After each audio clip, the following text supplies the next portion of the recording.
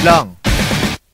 Ang lalawigan ng Ilocos Sur ay may nakalistang 14 na upland and interior municipalities. At ang trip natin ngayon ay papasyalan natin ang ilan sa mga ito. Umpisa na natin dito sa bayan ng Salcedo. Samahan niyo ako.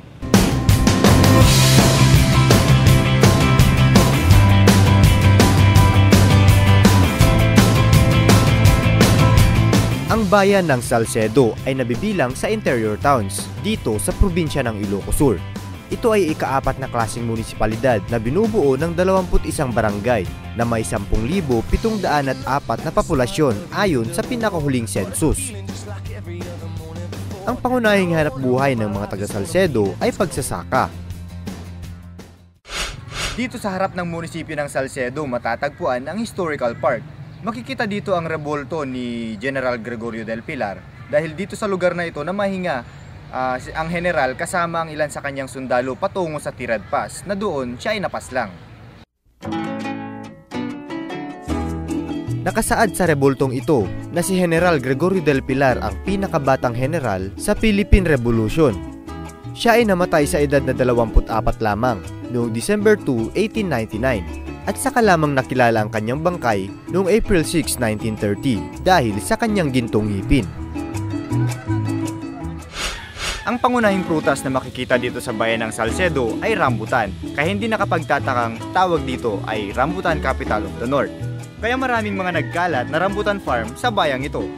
Ang kabuuan ng taniman ng rambutan dito sa bayan ng Salcedo ay humigit kumulang na 30 hektarya na nasa hiwa-hiwalay na lokasyon at buwang Hunyo hanggang Setyembre ang pinakamaraming ani dito. Isa ito sa mga paborito kong prutas na matatagpuan dito sa Pilipinas kasi yung natural na tamis niya. Hindi lang rambutan ang marami dito, meron din silang plantasyon ng kakao. Ito. Trivia. Noong unang panahon, yung mga royal bloods lang yung nakakakain ng mga ganitong prutas. Isa pa, ginagamit din ito, yung buto niya, ginagamit din ito sa paggawa ng tsokolate.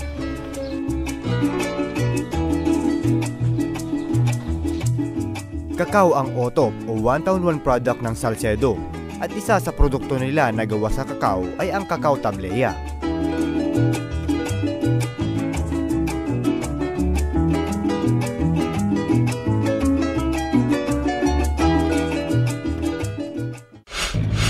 Sunod naming papasyalan na isa barangay Suriwan.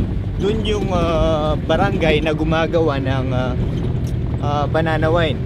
Lumipat na kami ng sasakyan kasi yung daan papunta doon ay mahirap, mabato, may dinaanan pang medyo malalim na ilog kanina, yung Buaya River dito sa Salcedo.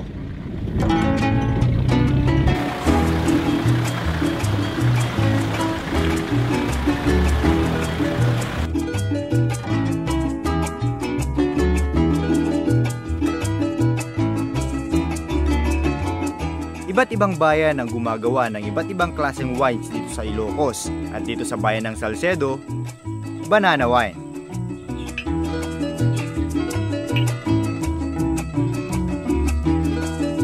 Sarap.